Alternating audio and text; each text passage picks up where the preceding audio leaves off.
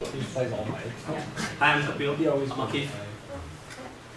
And today we're going to talk about our final project. So our objective was predicting water solubility and looking at classifying patients as having Alzheimer's or non-Alzheimer's. So to begin with, we're going to talk about the problem and the data, and then we're going to look at some model building methodologies, and then we're going to compare those models, and we're going to look at the best model. So it was a binary classification problem. And for problem 1, we looked at not soluble and soluble. And for problem 2, we looked at whether it was controlled or impaired. We can see that both of these data are a little imbalanced. And problem 2 specifically is a little bit more imbalanced than problem 1. So I'm going to hand it over to Kapil, who's going to talk about the model building process. So the model building process, we usually start the usual way to get the training data, make a prediction, test the error, and then update the values, the parameter values. And for problem 1, our model process was this. So we have a baseline model of logistic regression, which did good, 78% is good.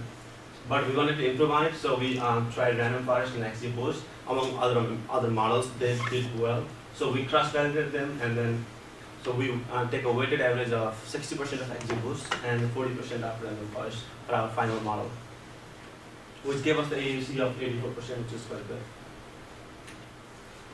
So for the first few problems, we looked at naive Bayes. We found that it didn't perform as well, and this might be because of independence assumption, which means that each of those predictors are unrelated to each other. But we know that chemicals react with each other very well as predictors, so that might be a reason why it didn't work well. And for the second one, we did K and N, and after cross-validation, we saw that K is equal to 7 was best, and that was the gamma and lambda parameters that were good for RDA. And then we used logistic regression as a baseline model.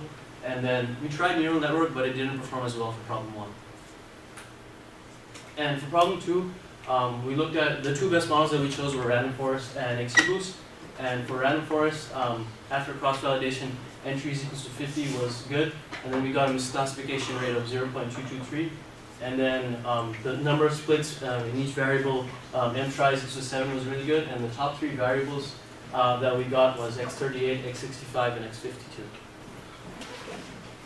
For XGBoost for problem 1, we did some repeated cross-validation using XGB.CV training from package. So we chose a maximum depth of 7, learning rate of 0.05, and 200 download posting.